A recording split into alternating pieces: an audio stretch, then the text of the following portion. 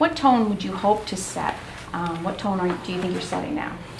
Well, I think we have to set the right tone, and I think all the parties received a letter from the speaker saying we have to tone it down. I know it gets people get passionate on all sides of the legislature there, and I think we have to focus on being a little more collaborative.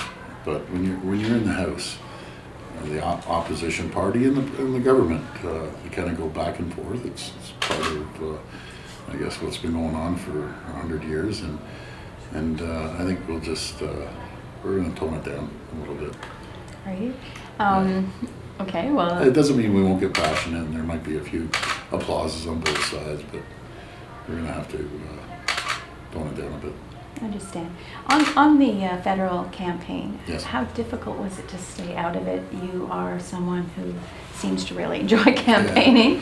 Yeah. It was a very heated one. Yeah. How hard was it to stay out of it? It wasn't hard. I called Andrew Scheer as soon as the campaign started and said I won't be involved, and good luck, and hope you win. But I got to focus on governing. We inherited a real financial mess. We were extremely busy all summer. I always joke around with my team. I just wanted one Sunday off, and it just seemed like every single day But I enjoy getting out there, meeting the people, and it's not. I wouldn't call it campaigning. It's just have an opportunity to see the concerns in different regions, and it's interesting.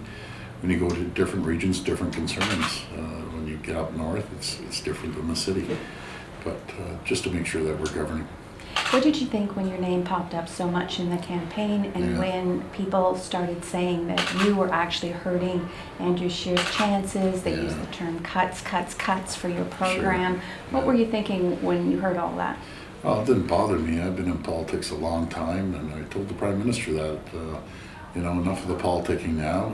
People expect us to work together and make sure that we build on infrastructure and other areas. And I thanked them for coming on board with our Ontario line, and I want to thank the Mayor as well.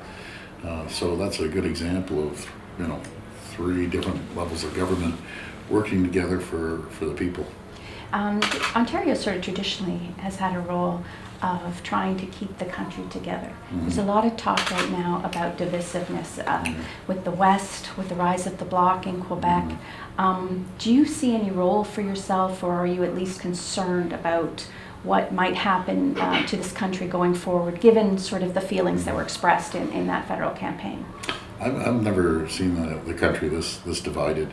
I'm good friends with Jason Kenney and Scott Moe and Blaine Higgs, and I get along extremely well with François Legault, Premier of Quebec. I think it's time that Ontario steps up and unites this country. We're so much stronger when we're united, even though different regions might have different concerns. But we're competing against the world, and especially Ontario. I've always said what's good for Ontario is good for Canada, and what's good for Canada is good for Ontario. But I understand their concerns out west. They're putting $20 billion into the federal government's pockets, and they're frustrated. The people out there, when I went to visit the Premier, I was just talking to people on the street, and they're upset. They're really upset, actually. I've never seen it. Then I went to Saskatchewan, and just at the airport, speaking to people, they're upset. It's almost unprecedented that you see 2 provinces with, I think it was 70%, or was it even higher? It's unheard of that one party gets 70% of a vote. One of the issues that did come up during the campaign, and everyone seems to read it differently, is the carbon tax. Yes. What are your thoughts on how the province goes forward with that, given the election results, given that what seems to be a very sharp divide in opinion on it? Well, we got elected on making life more affordable for people, making companies more competitive, because I've never seen it so competitive to attract businesses here. We're competing against China, we're competing against the Ohios, the Michigans, the New York States, and Quebec as well. But we have to be the most competitive region, and it's paying off. been 272,000 new jobs created since we took office. That's 272,000 families that can now pay rent, pay a mortgage, put food on their table that might otherwise not be able to when they aren't employed. So we're really focused on jobs and the economy. Our province is just booming right now. We don't have enough people to fill the jobs. We need more people, skilled and unskilled, to come to our province to fill the requirements.